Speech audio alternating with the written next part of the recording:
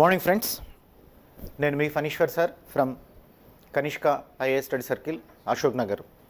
My dear friends, group 1కు సంబంధించి economy chapter wise questions discussion అనేటువంటి ప్రోగ్రామ్ జరుగుతుంది. గతంలో జాతీయ ఆదాయం అన్నటువంటి చాప్టర్ గురించి డిస్కస్ చేశాం. మరి ఈరోజు ఆ తర్వాత వచ్చేటువంటి పేదరికం నిరుద్యోగం అన్నటువంటి చాప్టర్ గురించి చూద్దాం. So TSPSC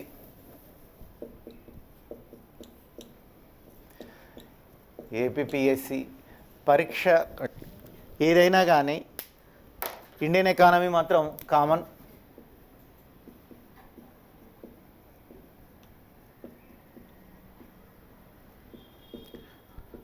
my dear friends, ఇది భారత ఆర్థిక వ్యవస్థలు అన్నటువంటి దాంట్లో మనం సెక్షన్ 1లో యూనిట్ 2లో ఉన్నాం. సెక్షన్ 1 తెలుసు, 50 మార్క్స్కి ఉంటుంది. ఇందులో 5 యూనిట్లు ఉంటాయి. ఒక్కొక్క యూనిట్ 10 మార్కులకు ఉంటుందని మీకు నేను గతంలోనే చెప్పడం అన్నటువంటిది జరిగింది. ఇకపోతే జాతీయ ఆదాయం అన్నటువంటి చాప్టర్ చూసాం మనం.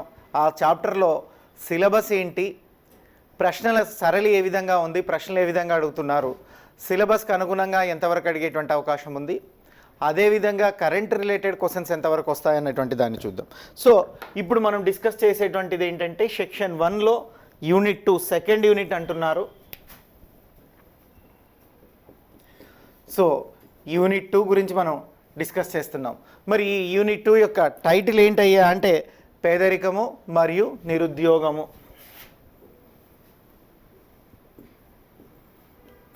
పేదరికము నిరుద్యోగము. ఇక్కడ కూడా మనం ప్రతిసారి ఎప్పుడు సివిల్ సర్వీసెస్ ఎగ్జామ్ కావచ్చు, గ్రూప్ 1 ఎగ్జామ్ కానీ ముందుగా సిలబస్ మీద కమాండింగ్ ఉండాలి. సిలబస్లో ఉండే ప్రతి సబ్ టాపిక్ మీద మనకు అవగాహననే కాదు, కమాండింగ్ కూడా ఉండాలి. మరి ఖచ్చితంగా గుర్తుపెట్టుకోండి, నేను చాలా సందర్భాల్లో చెప్పాను, concept is very very important. Concept రిలేటెడ్గా ఉండేటువంటి కరెంట్ ఆల్సో ఇంపార్టెంట్. అంటే మనం ఎకానమీ చదివేటప్పుడు కంటెంట్ చదవాలి, కరెంటు చదవాలి. రెండింటినీ మిళితం చేసుకొని ఎవరైతే చదువుతారో వాళ్ళకే సక్సెస్ అనేటువంటిది వస్తుంది. ఇక సిలబస్ చూద్దాం. అంటే యూనిట్ 2లో ఎగ్జామినర్ సిలబస్ ఏమిచ్చాడు, ఆ సిలబస్కి అనుగుణంగా గతంలో ఏమేం ప్రశ్నలు వచ్చాయి అన్నటువంటిది ఈరోజు మనం చర్చించేటువంటి అంశం. ఇక గుర్తుపెట్టుకోండి, సిలబస్ ముందు మనం మన కనిష్క ఐఏఎస్ స్టడీ సర్కిల్లో గ్రూప్ 1 మెయిన్స్ ఆఫ్లైన్ క్లాసులు 12వ తేదీ నుంచి నిర్వహిస్తున్నాం. ఫిబ్రవరి 12. సో 13 డెమో క్లాసులు ఉంటాయి. సో ఆ తర్వాత రెగ్యులర్గా క్లాసెస్ ఉంటాయి. అన్ని సబ్జెక్టులు స్టార్ట్ చేయబడుతున్నాయి. సో ఎవరైతే ముందుగా ప్రిపేర్ అవుతారో వాళ్ళకే సక్సెస్ వస్తుంది. నోటిఫికేషన్స్ రేపో మాపో అనడం అన్నటువంటిది జరిగింది. ఏదేమైనా కానీ గ్రూప్ 1 లాంటి పరీక్షలకు 1 సంవత్సర కాలం అనేటువంటిది సునాయాసంగా పడుతుంది. మీరు ఇప్పటి నుంచి ప్రిపరేషన్ మొదలు పెడితే తరువుగా ఉంటారు.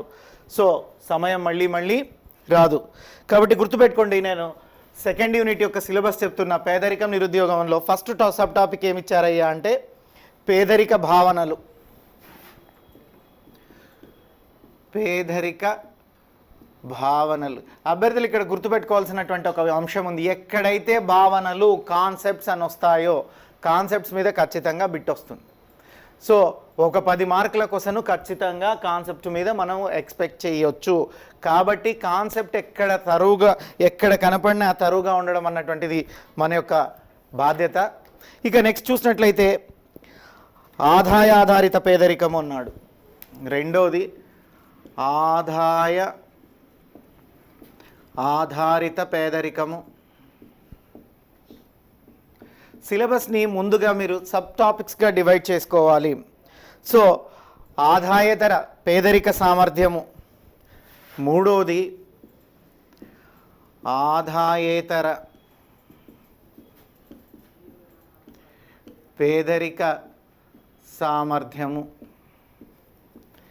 ఇక 4th సబ్ టాపిక్ చూసినట్లయితే ఇక్కడ ఖచ్చితంగా ఈ ఆదాయ పేదరిక సామర్థ్యము అన్నటువంటి చోట సిలబస్లో మెన్షన్ ఏం చేసిందయ్యా అంటే మానవ పేదరిక సూచి అన్నటువంటి పదాన్ని ఇక్కడ వాళ్ళు బ్రాకెట్లో మానవ పేదరిక సూచి అన్నటువంటి దాన్ని మెన్షన్ చేశారు. అంటే ఇండైరెక్ట్గా ఇది మనకేం చెప్తుందయ్యా అంటే అప్కమింగ్ రిపోర్ట్స్ ఏవైతే పేదరికం మీద అప్డేటెడ్ రిపోర్ట్స్ ఉన్నాయో ఆ మానవ పేదరిక సూచి ఏదైతే ఉందో ఆ సూచికి సంబంధించినటువంటి అంశాల మీద ప్రశ్నలు అడుగుతారు అని సో సో దీన్ని ఆదాయేతర పేదరిక సామర్థ్యం అన్నటువంటి సబ్ టాపిక్లో డిస్కస్ చేస్తున్నాము.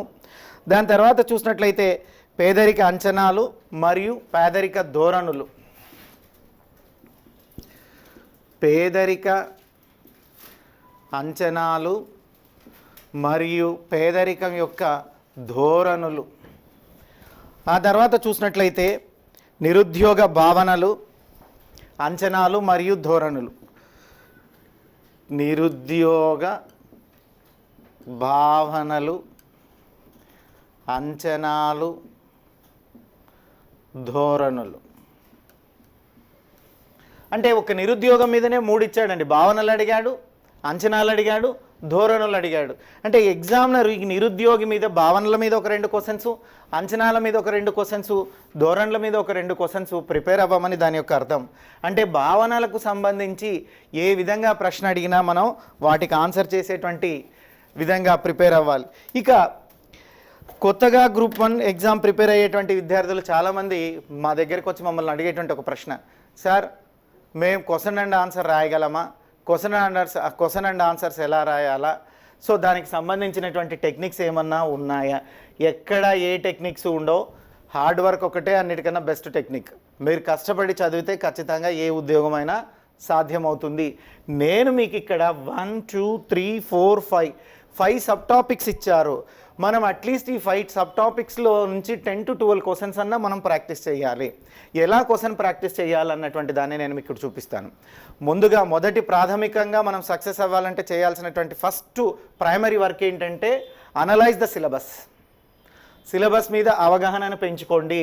పేదరిక భావనలు అన్నారు, ఎస్, భావనల మీద ఎలాంటి ప్రశ్నలు రావచ్చు, ప్రతి సబ్ టాపిక్ మీద గతంలో ఎలాంటి ప్రశ్నలు వచ్చాయి, ఫ్యూచర్లో మనం రాయబోయేటువంటి ఎగ్జామ్లో ఎలాంటి ప్రశ్నలు వస్తాయి అన్నటువంటిది మీరు క్యాచ్ చేయగలిగితే ఖచ్చితంగా సక్సెస్ అనేటువంటిది వస్తుంది. ఇక నేను మీకు చెప్పాను గతంలో 2008 నుంచి ఈ ప్యాటర్న్లో ఎగ్జామ్స్ జరుగుతున్నాయని. అప్ టు 2019 అంటే ఆంధ్రప్రదేశ్లో చూసినట్లయితే 2019లో ఒక ఎగ్జామ్ జరిగింది, అది కోర్టులో ఉంది అని చెప్తూ ఉన్నాను. మరి ఇక్కడ నుండి ఏమేం క్వశ్చన్స్ వచ్చాయన్నటువంటి దాన్ని చూసి ఆ ప్రశ్న సిలబస్లో ఎక్కడి నుంచి ఇచ్చారు, ఏ విధంగా ఇచ్చారు అన్నటువంటి దాని మీద మనం అనలైజేషన్ అనేటువంటి దాన్ని చూద్దాం. సో ఫస్ట్ క్వశ్చన్, ఈ క్వశ్చన్ నేను ఎక్కడి నుంచి తీసుకుంటున్నా అంటే 2008 ఇయర్ నుంచి తీసుకుంటున్నా.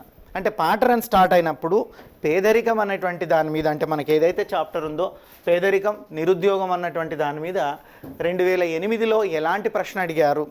సో 2008లో అడిగినటువంటి ప్రశ్న చూసినట్లయితే భారతదేశంలో పేదరికాన్ని కొలిచే పద్ధతులు ఏంటి అన్నాడు. డైరెక్ట్గా భారతదేశంలో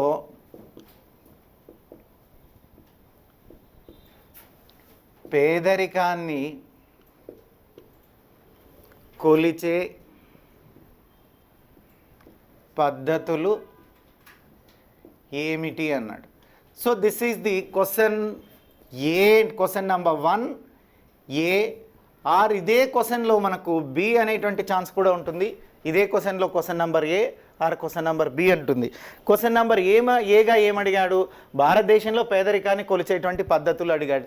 సి కరెక్ట్గా మనం సిలబస్ని చూసినట్లయితే పేదరిక భావనలు, అంచనాలు క్లియర్గా వాడు అడుగుతున్నాడు. కొలిచే పద్ధతులు అన్నాడు. క్వశ్చన్ ఏమడిగాడు, క్వశ్చన్ అంది సో కొలిచే పద్ధతుల మీద ప్రశ్న అడిగారు.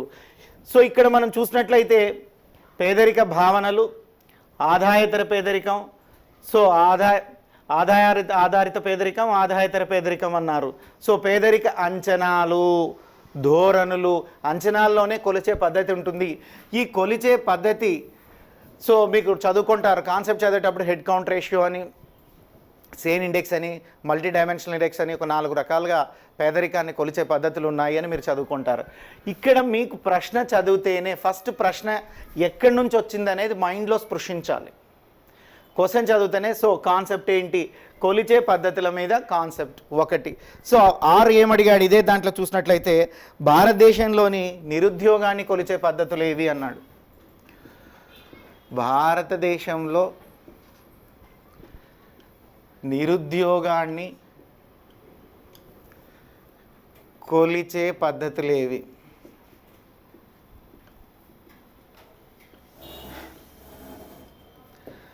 మై డియర్ ఫ్రెండ్స్, 2008లో వచ్చినటువంటి సంవత్సరంలో మొదటిసారి ఎగ్జామ్ జరిగింది కాబట్టి చాలా తేలికైనటువంటి ప్రశ్నలు అడిగారు.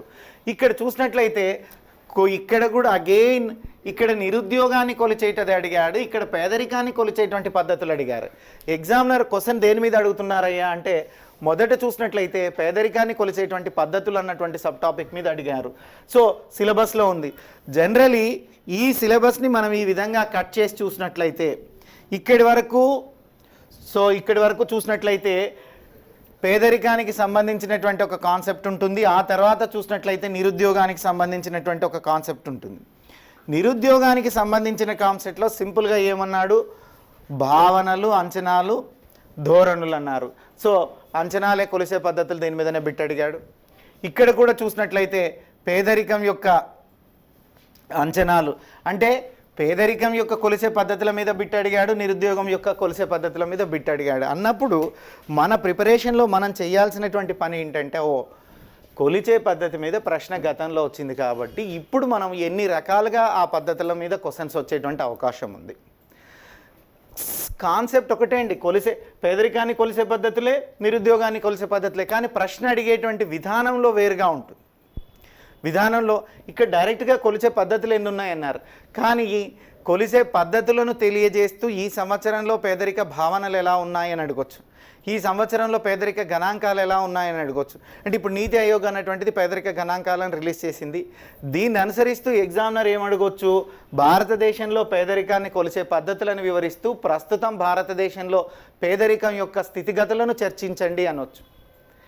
అంటే కాదేది కవితక అనర్హము అన్నట్లుగా ప్రశ్న అడగడానికి ఏది కూడా అనర్హం కాదు, ఏ విధంగా అయినా అడగొచ్చు. అయితే ఇక్కడ మనము కొలిచే పద్ధతులు అనేది కాన్సెప్ట్, ఈ కాన్సెప్ట్ మీద మనం నేర్చుకోవాలి. ఎన్ని రకాలుగా ప్రశ్నించినా కూడా ఆ కాన్సెప్ట్ పైన కమాండింగ్ వచ్చేటట్లుగా ప్రిపేర్ అవ్వాలి.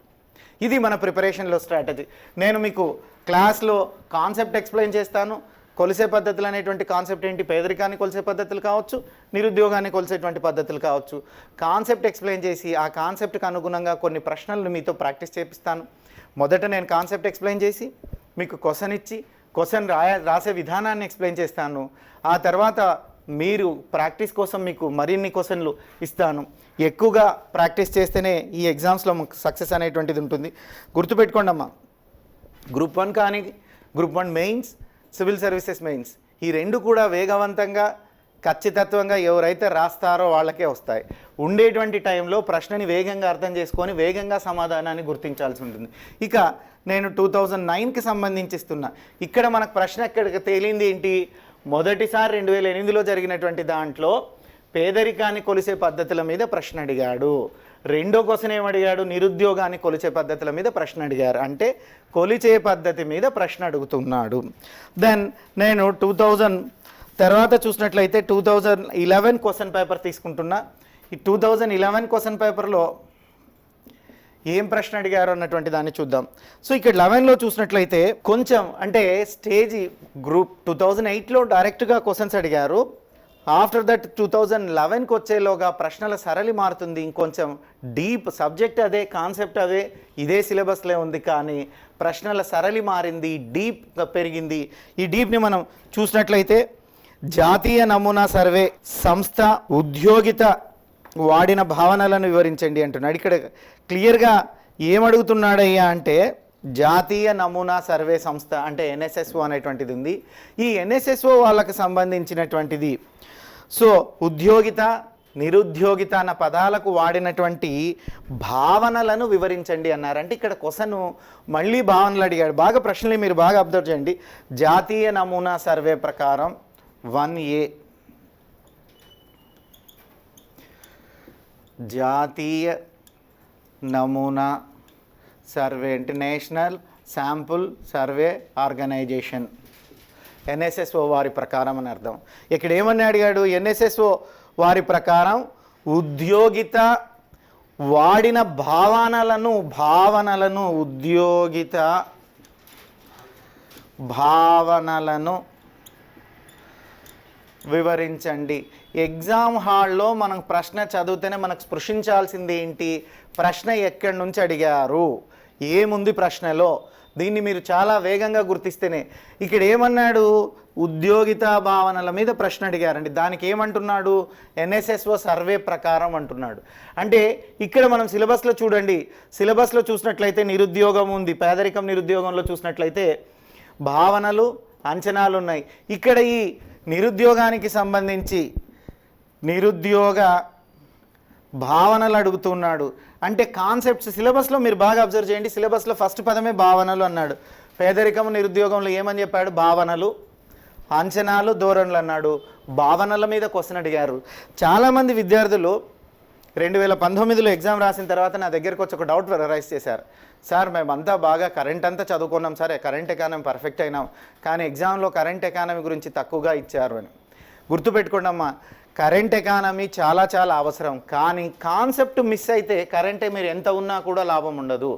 ముందు కాన్సెప్ట్ నేర్చుకోవాలి, కాన్సెప్ట్ మీద కమాండింగ్ ఉన్నప్పుడే కరెంట్ అనేటువంటిది యూజ్ అవుతుంది. మీరు ఎక్కడ ఆన్సర్ రాసినా కాన్సెప్ట్ మిస్ అయ్యి ఆన్సర్ రాస్తే మార్కులు పడవు. మీరు ఎంత అప్డేటెడ్ ఉన్నప్పుడు కూడా ఉన్నప్పటికీ కాన్సెప్ట్ మిస్ అయితే మార్కులు పడవు. ఎగ్జామ్లో క్వశ్చన్ చూడండి, ఉద్యోగితా భావనల మీద అడిగారు, నిరుద్యోగం ఉద్యోగితా భావనల మీద. అంటే వీటి సిలబస్లో ఇచ్చినటువంటి కాన్సెప్ట్ని ఖచ్చితంగా టచ్ చేస్తున్నాడు. నిరుద్యోగ భావనలు అన్నాడు, నిరుద్యోగ భావనలను వివరించమన్నాడు. ఇదే సంవత్సరము ఇదే క్వశ్చన్లో బి క్వశ్చన్ చూద్దాం.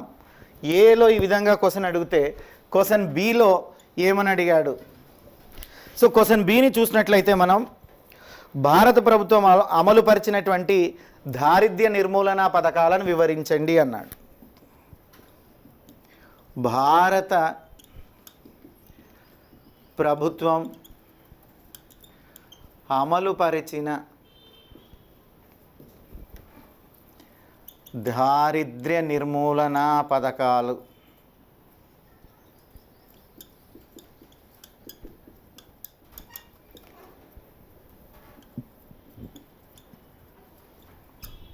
సి మై డియర్ ఫ్రెండ్స్, దీన్ని మనం ఏమంటున్నామో పావర్టీ ఎరాడికేషన్ ప్రోగ్రామ్స్ అంటారు.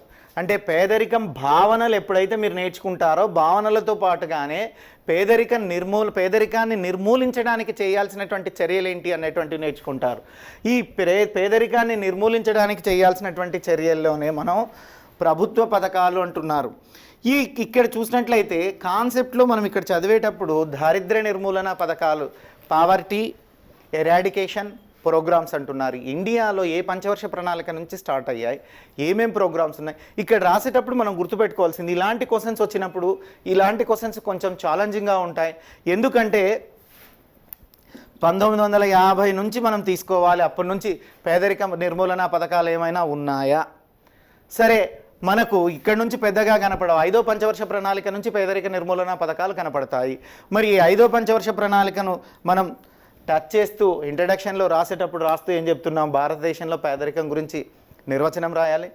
ఫస్ట్ ఆఫ్ ఆల్ ఏది అడిగినా కూడా దాని కాన్సెప్ట్ రాయండి. ఆ కాన్సెప్ట్ రాస్తే, ఆ కాన్సెప్ట్ డెఫినేషన్ రాస్తే 1 నుంచి 2 మార్కులు పడతాయి. ఇక్కడ భారత ప్రభుత్వం అమలు పరిచిన దారిద్ర్య నిర్మూలన పథకాలు అన్నాడు. ముందుగా దారిద్ర్యం అంటే ఏంటి రాయాలి. దారిద్ర్యం అంటే నథింగ్ బట్ పేదరికము. ముందుగా మనం పేదరికాన్ని నిర్వచిస్తూ పేదరిక నిర్వచనం చెప్తూ రాస్తాం. భారతదేశంలో పేదరికం నిర్వచించిన తర్వాత భారతదేశంలో పేదరికం ఇంతుంది అన్నటువంటి గణాంకాలను రాస్తూ చెప్తాం. భారతదేశంలో జనాభా ఎక్కువగా ఉన్నప్పటికీ భారతదేశంలో ప్రతి సంవత్సరం కాలానుగుణంగా పేదరిక నిర్మూలన పథకాలను ప్రభుత్వం అమలుపరుస్తుంది అని రాస్తాం. అందులో భాగంగానే 5వ పంచవర్ష ప్రణాళిక కాలంలో నుంచే భారతదేశంలో పేదరిక నిర్మూలన కార్యక్రమాలను తీసుకురావడం అన్నటువంటిది జరిగింది. అక్కడి నుంచి 1 by 1 ప్రోగ్రామ్స్ రాస్తాం. ఇక్కడ రాసేటప్పుడు అభ్యర్థులు గుర్తుపెట్టుకోవాల్సింది ఏంటంటే, స్టార్టింగ్ ప్రోగ్రామ్ నుంచి మీరు అప్డేటెడ్ ప్రోగ్రామ్ అంటే ఈ సంవత్సరంలో ఈ బడ్జెట్లో ప్రవేశపెట్టినటువంటి పేదరిక నిర్మూలన పథకాలు ఏవైనా ఉన్నాయా, ఆ పథకాలను మీరు హైలైట్ చేయాలి. ఇలాంటివన్నీ రాసేటప్పుడు అప్డేట్ అనేటువంటి దాన్ని ఖచ్చితంగా జోడించాలి. సో ఇక్కడ గతంలో ఈ 2 ప్రశ్నలు చూస్తే కాన్సెప్ట్ బేస్డ్ క్వశ్చన్స్. అక్కడ కాన్సెప్ట్ అడిగాడు కాబట్టి కాన్సెప్ట్ అభ్యర్థికి తెలుసా లేదా అనేటువంటి దాని మీదనే ప్రశ్న ఉంది. కానీ ఇక్కడికి వచ్చేలోగా కాన్సెప్ట్ ఆధారిత ఇంప్లిమెంటేషన్ అంటారు. కాన్సెప్ట్ ఏంటి, దారిద్ర్య నిర్మూలన. So eradicate the poverty, that is the concept. ఈ కాన్సెప్ట్ మీద మీకు ఎంత అవగాహన ఉంది, దాని ఇంప్లిమెంటేషన్ మీద ఎంత అవగాహన ఉంది అని అడుగుతున్నాడు. కాబట్టి కాన్సెప్టు రాయాలి, కాన్సెప్ట్ కోసం అంటే ఈ పంచవర్ష ప్రణాళికలో, ఇప్పుడు పంచవర్ష ప్రణాళిక లేవు కాబట్టి ఈ బడ్జెట్లో ఈ సర్వేలో పేదరిక నిర్మూలన పథకాలు ఏవైనా పెట్టారా? ఇప్పుడు నీతి ఆయోగ్ పేదరిక నిర్మూలనను రాష్ట్రాల వారీగా ఇచ్చింది, ఏ రాష్ట్రంలో ఎంత పేదరికం ఉందో అన్నటువంటిది ఇచ్చింది. ఆ నివేదికని ఇక్కడ మనం చెప్తూ ఆ నివేదికను అనుసరించి ఈ నివేదిక ప్రకారం ఇంత పేదరికం ఉంది, ఇంత శాతం పేదరికం ఉంది, ఈ పేదరికాన్ని ఇంకా తగ్గించడం కొరకు ప్రభుత్వం ఈ కార్యక్రమాలు తీసుకుంటుంది అన్నటువంటి దాన్ని తీసుకురావాలి. గరీబీ హఠావో నినాదం ఎప్పుడు వచ్చింది? గరీబీ హఠావో ప్రోగ్రాం దగ్గర నుంచి ఇప్పటి వరకు ఈ రోజు వరకు ఉండేటువంటి ప్రోగ్రామ్స్ అన్నింటినీ మనం హైలైట్ చేస్తూ రావాలి. ఇక్కడ కనీసం అభ్యర్థులు గుర్తుపెట్టుకోండి, నిర్మూలన పథకాలను వివరించండి. కనీసం 10 నిర్మూలన పథకాలనన్నా గన్ షాట్గా మనం చెప్తూ రావాలి. ఎలాబొరేషన్గా రాయాల్సిన అవసరం లేకపోయినా 10 నిర్మూలన పథకాలను రాస్తూ ఏ విధంగా పేదరికాన్ని నిర్మూలిస్తున్నాయి, పథకము, దాని ఎస్టాబ్లిష్ డేట్స్, దాని యొక్క థీమ్ ఎప్పుడు రాసినా కూడా నిర్మూలన పథకాల్లో ఒక పథకాన్ని పెట్టినప్పుడు దాని యొక్క థీమ్ ఏంటి, దాని యొక్క లక్ష్యం ఏంటి అన్నటువంటి దాన్ని రాస్తావు. ఇక్కడ కంక్లూజన్కి వస్తాం. ఎందుకంటే దారిద్ర్యం అనేది ఎప్పటికీ నిర్మూలించబడదు దేశంలో నుంచి. అగైన్ జనాభా పెరుగుతూ ఉంటుంది, దారిద్ర్యం పెరుగుతూ ఉంటుంది. తగ్గించే పర్సంటేజ్ గురించే మాట్లాడుకుంటారు. మరి దీనికి సంబంధించినటువంటి దాన్ని చూసినట్లయితే మనకి ఇక్కడ రిపోర్ట్స్ కూడా ఉన్నాయి, రంగరాజన్ రిపోర్టు. అవి రిపోర్ట్స్ అన్నీ రాయక్కర్లేదు, కానీ కంక్లూజన్ రాసేటప్పుడు ఈ విధమైనటువంటి పేదరిక నిర్మూలన పథకాలను అనుసరించినప్పటికీ కూడా సురేష్ టెండూల్కర్ ప్రకారం ఇంత పేదరికం ఉంది, రంగరాజన్ ప్రకారం ఇంత పేదరికం ఉంది, నీతి ఆయోగ్ ప్రకారం ఇంత పేదరికం ఉంది, ఇంకనూ సమర్థవంతంగా పేదరిక నిర్మూలన పథకాలను అమలు పరచాల్సినటువంటి అవసరం దేశంలో ఉంది, పేదరికాన్ని తగ్గించాలని రాస్తాం. ఈ conclusion always you say in positive motive. అంటే కంక్లూజన్ రాసేటప్పుడు పాజిటివ్గానే రాయాలి. బడతాయని ఆశిద్దాము, నిర్మూలిస్తామన్నటువంటి విధంగానే రాయాలి. ఇది 11కి సంబంధించినటువంటి క్వశ్చన్ పేపర్లో వచ్చినటువంటి 2 క్వశ్చన్స్ మనం డిస్కస్ చేసాం. ఇక 11 తర్వాత మనం చూసినట్లయితే మనకు జరిగినటువంటి ఎగ్జామ్స్లో చూసినట్లయితే మళ్ళీ 12లో ఒక ఎగ్జామ్ జరిగింది. సో ఈ 12లో జరిగినటువంటి ఎగ్జామ్ క్వశ్చన్ పేపర్ కూడా మనం చూద్దాం. సో నేను దీన్ని రఫ్ చేసి మళ్ళీ ఇక్కడ 12కి సంబంధించినటువంటి క్వశ్చన్స్ రాస్తాను. నేను సిలబస్ ఎందుకు ఇక్కడ నుంచి చెడిపోయట్లేదు అంటే ప్రతి concept based on the syllabus. చాలామంది సిలబస్ చదవకుండా ఏదో నోట్స్లో సార్ 4 క్వశ్చన్స్ చెప్పాడు, 10 క్వశ్చన్లు చెప్పాడు, 5 క్వశ్చన్లు చెప్పాడు, అవి ప్రిపేర్ అయినాం, అవేం తగలేదు సార్ అని కంప్లైంట్ చేస్తారు. అది కాదు చదివే పద్ధతి. సిలబస్లో మెన్షన్ చేసిన ప్రతి టాపిక్ మీద, ప్రతి సబ్ టాపిక్ మీద ప్రశ్న ఆన్సర్ మీరు రాసుకోగలిగినారా, మీరు రాయగలుగుతున్నారా? Examiner 90% syllabus దాటిపోడు. ఎంత కరెంట్ ఇచ్చినా కానీ బేసిక్ ఏదైతే కాన్సెప్ట్ ఉందో ఆ కాన్సెప్ట్ని ఆధారం చేసుకొనే కరెంట్ అడుగుతాడు. ఇక ఈ మధ్యకాలంలో ఎగ్జామినరు షార్ట్ నోట్స్ కూడా అడుగుతున్నాడు. 3 మార్కుల ప్రశ్న అడిగాడు, గతంలో 5 మార్కుల ప్రశ్నలు అడిగారు. ఈ 2 కూడా 3 మార్కుల ప్రశ్నలు, 5 మార్కుల ప్రశ్నలు ఎకానమీలో, సైన్స్ అండ్ టెక్నాలజీ పేపర్లో మనకు ఎక్కువగా అడిగినట్లుగా ఎవిడెన్సెస్ ఉన్నాయంటే ఓల్డ్ క్వశ్చన్ పేపర్స్ చూస్తే మనకు అర్థమవుతున్నాయి. ఈ ఓల్డ్ క్వశ్చన్ పేపర్స్ చూడండి, ప్రాక్టీస్ చేయండి. అంటే ఎగ్జామినర్ మన నుంచి ఏం ఆశిస్తున్నాడు, ఒక గ్రూప్ 1 ఆఫీసర్కి కావాలి అంటే ఏ అర్హతలు ఉండాలనేది ఆ పేపర్లో మనం సాల్వ్ చేస్తే ఆ అర్హత మనకు ఉన్నట్లుగానే. సో 12 పేపర్ చూస్తున్నాను నేను. ఈ 12 పేపర్లో డిస్కస్ చేసినప్పుడు ఈ చాప్టర్ నుంచి చూసినట్లయితే భారతదేశ గ్రామీణ పట్టణ పేదరిక అంచనాలకు సంబంధించి ఇటీవల కాలంలో వివాదాలపై వ్యాఖ్యానించండి అన్నాడు. ఇది కరెంట్ రిలేటెడ్ అమ్మా. ఆ రోజు మీకు ఒక్కసారి 12లో ఏం జరిగింది అన్నటువంటి దాన్ని చెప్పాలి. ఎందుకు ఆ క్వశ్చన్ అడిగారు అంటే క్వశ్చన్ని ఎలా గెస్ చేయాలి. మన దగ్గరేమో పేదరికం అనేటువంటి కాన్సెప్ట్ ఉంది. మరి ఆ రోజు యూపీఏ గవర్నమెంట్లో చూస్తే మాంటెంగ్ సింగ్ అహ్లూవాలి అనేటువంటి వారు ప్రణాళికా సంఘం డిప్యూటీ చైర్మన్గా ఉన్నారు. వారు రిలీజ్ చేసినటువంటి దాని ప్రకారం పేదరికాన్ని తగ్గించారు. సో పేదరికాన్ని చాలా తక్కువగా చూపించడం జరిగింది. సో 68th రౌండ్ అంటారు, మీకు క్లాస్ చెప్పేటప్పుడు చెప్తా. 68th రౌండ్ ప్రకారం చేశారు. ఎన్ఎస్ఎస్ఓ వారు 68వ రౌండ్. ఆ తర్వాత దాని మీద విమర్శలు వచ్చి యూపీఏ గవర్నమెంటు రంగరాజన్ కమిటీ అనేటువంటి రంగరాజన్ కమిటీని కూడా ఇచ్చారు. అయితే రంగరాజన్ కమిటీకి 68th రౌండ్కి డిఫరెన్సెస్ వచ్చాయి. ఆ డిఫరెన్సెస్ ఏంటి అన్నటువంటి దాని మీద అడుగుతున్నారు. ఆ కాంట్రవర్సీ ఏంటి, ఆ వివాదం ఎందుకు తలెత్తింది అన్నటువంటిదే ప్రశ్న అడిగారు. ఇలాంటిది ఏదైనా జరిగిందనుకో, కరెంటుగా ఇలాంటి ఇష్యూ జరిగినప్పుడు ఖచ్చితంగా కరెంటు మీద బిట్ అడుగుతాడు. ఆ కరెంటు మీద అడిగేటప్పుడు కూడా కాన్సెప్ట్ను టచ్ చేస్తూనే అడుగుతాడు. ఇక్కడ ఏమని అడుగుతున్నాడు, భారతదేశ గ్రామీణ పట్టణ పేదరిక అంచనాలకు సంబంధించి, పేదరిక అంచనాలు మళ్ళీ కాన్సెప్టే, భారతదేశ గ్రామీణ పట్టణ పేదరిక అంచనాలకు సంబంధించి. ఇక్కడితో ఒక క్వశ్చన్ అడిగాడండి, ఇంకా ఉంది క్వశ్చన్, కానీ క్వశ్చన్ ఫస్ట్ హాఫ్ తీసుకుంటేనే మనము గ్రామీణ పట్టణ పేదరిక అంచనాలు అన్నటువంటి దాని మీద క్వశ్చన్ అడిగాడని అర్థం అవ్వాలి. ఇది మీరు ప్రాక్టీస్ చేస్తేనే వేగంగా, ఒక ప్రశ్న చదివితేనే అక్కడ ఎంతవరకు క్వశ్చన్ అడిగారు అంటే, క్వశ్చన్లో ఇది హాఫ్ పార్ట్ ఉంది కాబట్టి అంచనాలు అన్నటువంటి దాన్ని వాటికి 5 మార్కులు కేటాయించారని మనం భావించాలి. 5 మార్కులకు ఎంత అవసరం అంతవరకే రాయాలి, అంచనాలు పూర్తిగా రాయాల్సినటువంటి అవసరం లేదు. ఎందుకంటే second part of the question కూడా మనం చూడాలి. సెకండ్ పార్ట్ ఆఫ్ ది క్వశ్చన్లో చూసినట్లయితే, సంబంధించి ఇటీవల కాలపు వివాదాలపై, సంబంధించి ఇటీవల కాలపు వివాదాలపై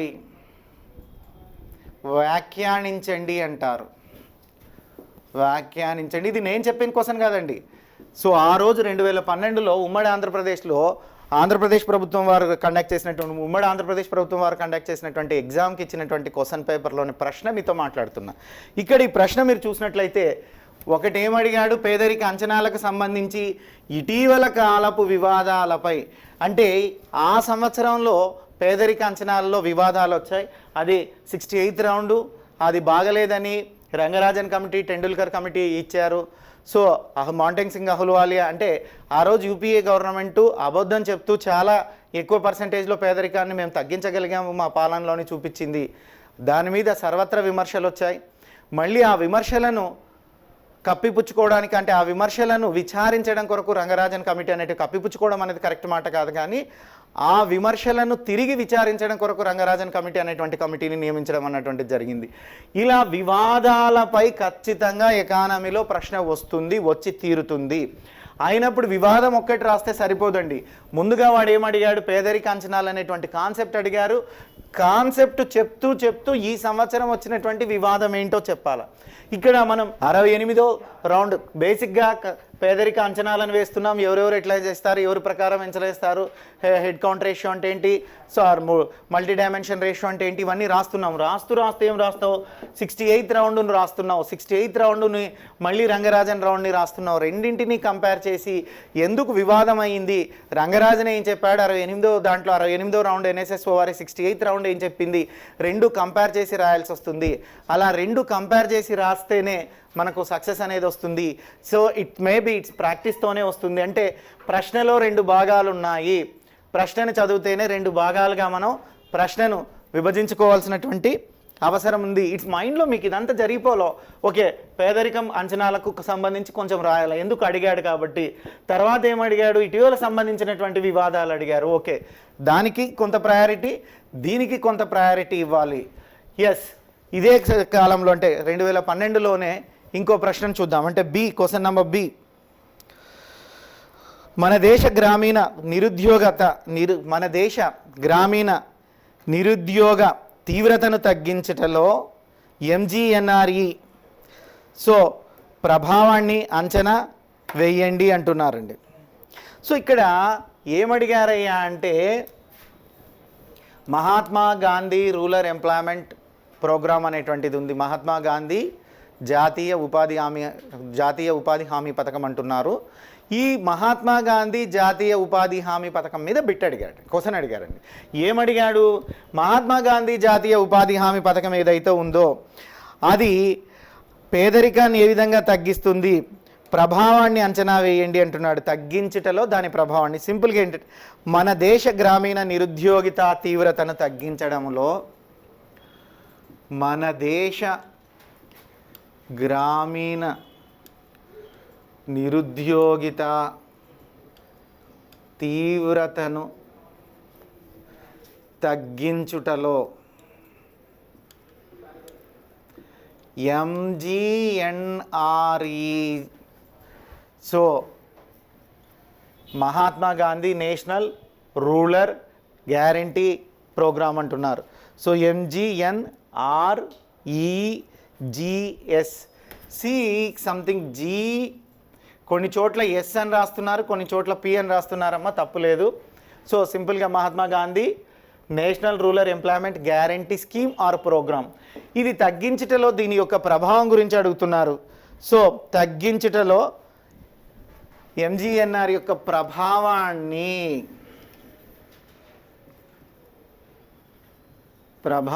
వివరించండి. సి మై డియర్ ఫ్రెండ్, ఇక్కడ 2 క్వశ్చన్స్ కూడా కరెంటు నుంచి అడిగాడు ఈ ఇయర్లో. 2012లో ఏ విధంగా అడిగాడయ్యా అంటే 2 క్వశ్చన్స్ కూడా కరెంటు నుంచి అడిగాడు. ఇక్కడ ఖచ్చితంగా ఇది 10వ పంచవర్ష ప్రణాళిక కాలంలో తీసుకొచ్చినటువంటి ప్రోగ్రాం. దీన్ని 2006లో తీసుకురావడం అన్నటువంటిది జరిగింది. మరి 2006లో వచ్చినటువంటి ప్రోగ్రాము 2012 నాటికి ఏ విధంగా పేదరికాన్ని తగ్గిస్తుంది, పేదరికాన్ని తగ్గించుటలో దాని యొక్క ప్రభావం ఏంటి అని అడిగాడు. ఇక్కడ కూడా నిరుద్యోగిత మీద అడుగుతున్నాడండి, పేదరికం మీద కాదు, నిరుద్యోగిత మీద అడుగుతూ ఉన్నాడు. సో ఇక్కడేమో పట్టణ పేదరికం మీద ప్రశ్న అడిగాడు, ఇక్కడేమో గ్రామీణ నిరుద్యోగం అన్నటువంటి దాని మీద. ఈ గ్రామీణ నిరుద్యోగం మళ్ళీ మన కాన్సెప్ట్కి వచ్చింది. సో దాంట్లో ఏమడుగుతున్నాడు, ఎంజీఎన్ఆర్ఈ యొక్క ప్రభావాన్ని ఏ విధంగా ఉంది అంటే ఆ స్కీమ్ చెప్తూ, ఆ స్కీమ్ వల్ల గ్రామాలలో ఎంతమందికి పని దొరుకుతుంది, వాళ్ళు ఏ విధంగా ప్రభావితం అవుతున్నారు, అది పాజిటివ్ కార్నరా నెగిటివ్ కార్నరా. See my dear friends, now at present 90-10. So 90% నిధులు సో ఈ పథకానికి సెంట్రల్ గవర్నమెంట్ అందిస్తుంది. సెంట్రల్ గవర్నమెంట్ కండక్ట్ చేసినటువంటి లార్జెస్ట్ ప్రోగ్రామ్ అది. ఈ ప్రోగ్రాం వల్ల గణనీయంగా పేదరికంలో ఉండేటువంటి వాళ్లకు ఉపాధి అవకాశాలు దొరుకుతున్నాయి. ఇది పేదరికాన్ని తగ్గించే ప్రోగ్రాం కాదు, ఉపాధి అవకాశాలను పెంచే ప్రోగ్రాం. అయితే ఇక్కడ లాజిక్ ఉంటుందండి, ఉపాధి అవకాశాలు పెరిగితే ఆటోమేటిక్గా పేదరికం తగ్గుతుంది, దాంట్లో డిస్కస్ చేయాల్సినటువంటి అవసరం ఏమీ లేదు. ఎప్పుడైతే ఉపాధి అవకాశాలు మనకు పెరుగుతూ ఉన్నాయో అప్పుడు పేదరికం ఖచ్చితంగా తగ్గుతుంది. మరి ఇక్కడ దీనివల్ల ఈ ఉపాధి అవకాశం నిరుద్యోగం తీవ్రత ఏ విధంగా తగ్గుతుంది అన్నారు. ఇలాంటి దానికి రాసేటప్పుడు అవసరమైనప్పుడు కొంత గణాంకాలను రాయాలి. ఎందుకంటే అది పెట్టకముందు పేదరికం ఎంత ఉంది, పెట్టిన తర్వాత ఎంత అవుతుంది, ప్రతి సంవత్సరం అంటే సంవత్సరంలో ఎంతమందికి వాళ్ళు పని కల్పిస్తున్నారు అన్నటువంటి దాని గురించి మనం ఉద్యోగం అన్నా పని అన్నా ఒకటే అండి చూడాలి. ఇది 12కి సంబంధించింది.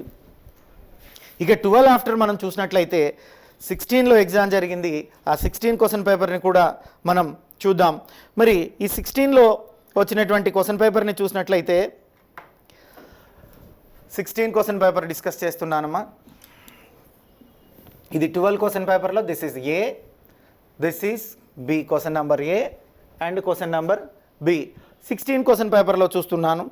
ఇక 16 క్వశ్చన్ పేపర్ మనం చూసినట్లయితే పేదరిక నిర్మూలనకు కావాల్సినటువంటి వ్యూహాలేంటి, భారతదేశంలో అమలైనటువంటి దారిద్ర్య నిర్మూలన కార్యక్రమాల అనుభవాన్ని వివరించండి. It is repeated question.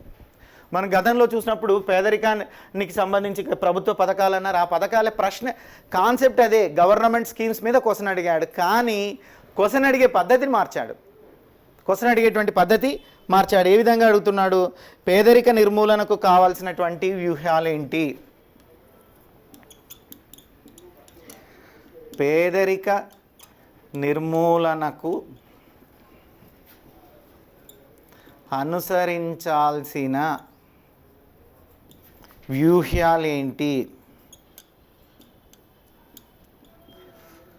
ఇక్కడికి ఒక ప్రశ్న అంటే ఆఫ్ ది క్వశ్చన్ ఏమని అడుగుతున్నాడు, పేదరిక నిర్మూలనను ఎలా తగ్గించాలా, పేదరికాన్ని ఎలా తగ్గించాలా, దాన్ని తగ్గించడానికి ఎలాంటి వ్యూహాలను అనుసరించాలి, ఎలాంటి ప్లాన్స్ని మనం ఇంప్లిమెంట్ చేయాలంటున్నాడు. అందులో రెండో పార్టీ ఏమడుగుతున్నాడు, భారతదేశంలో అమలైనటువంటి దారిద్ర్య నిర్మూలన కార్యక్రమాలను వివరించండి. అది కూడా ఎలా వివరించమంటున్నాడు, కార్యక్రమాల అనుభవాన్ని వివరించండి అంటున్నారు. భారతదేశంలో అమలైన పేదరిక నిర్మూలన కార్యక్రమాల అనుభవాలను వివరించండి. ఇదండి క్వశ్చన్. ఇక్కడ ఏమడిగినాడు, క్వశ్చన్ 2 పార్ట్స్ చేశారు. ఇమ్మీడియట్గా మనము ఇక్కడ నుంచి అంటే ఎలాంటి వ్యూహాలు అనుసరించాలి, పేదరికాన్ని నిర్మూలించడానికి మనం తీసుకోవాల్సినటువంటి స్టెప్స్ ఏంటి అనేటువంటి దాని మీద ఒక ప్రశ్న అడిగారు. అదేవిధంగా అమలవుతున్నటువంటి పేదరిక నిర్మూలన పథకాలన్నా ఒకటే, పేదరిక నిర్మూలన కార్యక్రమాల మీద ప్రశ్న అడిగారు. ముందు మనం ఈ వ్యూహాలను అంటే మొదటి పార్ట్లో ఏం చేస్తున్నాము, పేదరిక నిర్మూలనకు అనుసరించాల్సినటువంటి వ్యూహాలు ఏంటి, ఏ విధంగా అనుసరిస్తే పోతుంది అన్నటువంటి దాన్ని చెప్తూ ఉన్నాము. సెకండ్ పార్ట్లో పేదరికం కొరకు వచ్చినటువంటి పథకాలను వివరిస్తున్నాము, ఆ పథకాల యొక్క ప్రభావము, అనుభవము, ఆ పథకాల వల్ల మనం ఏం అనలైజ్ చేసుకున్నాము, ఆ పథకాల వల్ల తగ్గిందా, పెరిగిందా, ఇంకా అవసరం ఉందా ఏంటి అన్నటువంటి దాన్ని రాయమని అక్కడ చెప్పడం అంటూ జరిగింది. ఇది 2016లో ఇచ్చింది. అంటే క్వశ్చను ఇక్కడ మీరు చూసినట్లయితే ఇదే సబ్ టాపిక్లోనే కాన్సెప్ట్ చదవాలి, కరెంట్ ఇంప్లిమెంట్ చేయాలి, ఇది కరెంటే. అంటే మనం 12 ఆఫ్టర్ చూసినట్లయితే కరెంటు మీదనే ప్రశ్నలు వస్తూ ఉన్నాయి, కాన్సెప్ట్ బేస్డ్ కరెంటు. ఇక్కడ చూసినట్లయితే క్వశ్చన్లో 2 పార్ట్స్, ఒకటి కరెంట్ ఉంది, ఒకటి కాన్సెప్ట్ ఉంది. ఇక్కడ చూస్తే డైరెక్ట్గా కరెంటుకు ఉంది, కానీ సో మిళితంగా కాన్సెప్ట్ ఉంది. ఎక్కడ చూసినా ఈ విధంగానే రెండింటిని కలిపి మనం చదివితేనే సక్సెస్ అనేటువంటిది వస్తుంది. దెన్ నెక్స్ట్ ఇందులో చూసినట్లయితే క్వశ్చన్ నెంబర్ బి, 2006లో మహాత్మా గాంధీ గ్రామీణ ఉపాధి హామీ చట్టం గతంలో అమలైనటువంటి ఉపాధి హామీ చట్టాలతో పోల్చుకుంటే ఏ విధంగా మెరుగైనదో వివరించండి అంటున్నారు. ఆఫ్టర్ క్వశ్చన్ ఇదే సంవత్సరంలో B. See my dear friends, ఎంత సులభము గ్రూప్ 1 సాధించడము. ఇక్కడ ఎంఏ సో ఎంజీఎన్ఆర్ఈ మీద క్వశ్చన్ అడిగాడు 12లో, మళ్ళీ 16లో కూడా దాని మీదనే క్వశ్చన్ అడుగు, మళ్ళీ 16లో కూడా దాని మీదనే ప్రశ్న అడుగుతున్నాడు. కానీ ఇక్కడ ఈసారి క్వశ్చన్ అడిగేటువంటి విధానాన్ని మార్చాడు. ఇక్కడ ఏమడిగాడు, అంతకుముందు గతంలో నిరుద్యోగిత తీవ్రతను తగ్గించటలో మహాత్మా గాంధీ ఉపాధి హామీ పథకం యొక్క ప్రభావాన్ని అడిగితే ఇక్కడ ఏం చెప్తున్నాడు, 2016లో మహాత్మా గాంధీ ఉపాధి హామీ పథకాన్ని ప్రభుత్వం అమలు చేసింది, మిగతా వాటికన్నా ఇది ఏ విధంగా బెటర్ అని అడుగుతున్నాడు. ప్రశ్న ఏమడి అడిగాడంటే గతంలో అమలైనటువంటి పథకాలతో పోలిస్తే ఏ విధంగా ఈ పథకం మెరుగైనదో వివరించండి అంటున్నాడు. సో ఎంజీఎన్ఆర్ఈజీపీ ప్రోగ్రాం గతంలో అమలైనటువంటి పేదరిక నిర్మూలన పథకాల కన్నా ఏ విధంగా మెరుగైనది అంటే ఇది బెటర్ అని అతనే చెప్తున్నాడు. ఎగ్జామినరే ఇది బెటర్, కానీ ఇది దేనికన్నా మిగతా వాటికన్నా అంటే గతంలో అమలైనటువంటి పేదరిక నిర్మూలన పథకాల కన్నా బెటర్ అని నువ్వు ఎట్లా చెప్పగలవు? బెటర్ అంటున్నాడు, కానీ మన అనలైజ్లో చెప్పమంటున్నాడు మెరుగైనదని ఏ విధంగా వివరించడం. ఇక్కడ మనం ఇది ఇలాంటి కాన్సెప్ట్ వచ్చినప్పుడు ఎన్ఆర్ఈజీపీని రాస్తూ మనం ఇక్కడ సింపుల్గా ఏమన్నా అంటే గ్రామీణ ఉపాధి హామీ చట్టం క్లియర్గా చూస్తే 12, 16లో ఒకటే ప్రశ్నను తిప్పి అడిగాడు. కాన్సెప్ట్ ఏంటి? So Mahatma Gandhi rural employment guarantee programme అదేం చేసింది? మొదట ఏమడిగాడు, గ్రామీణ నిరుద్యోగాన్ని ఏ విధంగా తగ్గిస్తుంది అంటున్నాడు. సెకండ్ ఏమంటున్నాడు, మిగతా పేదరిక నిర్మూలన పథకాల కన్నా ఈ పథకం మెరుగైందని ఏ విధంగా వివరించగలవు అంటున్నాం. అంటే కాన్సెప్టుని మీరు నేర్చుకుంటే అన్ని 365 డిగ్రీస్ యాంగిల్లో మీరు మొత్తం so Mahatma Gandhi rural employment guarantee programme అనేటువంటి ప్రోగ్రామ్ని చదివినట్లయితే ఏ విధంగా ప్రశ్న వచ్చినా కూడా మీరు ఆన్సర్ చేయడానికి పాసిబిలిటీ ఉంటుంది. ఇక ఈ చాప్టర్లో మనం డిస్కస్ చేయాల్సింది ఒకటి ఉంది, అదేంటంటే 2019లో ఏపీలో వచ్చినటువంటి ప్రోగ్రామ్. సో 2019లో ఏపీలో ఉండేటువంటి ఈ కాన్సెప్ట్ ఏంటి అన్నటువంటిది.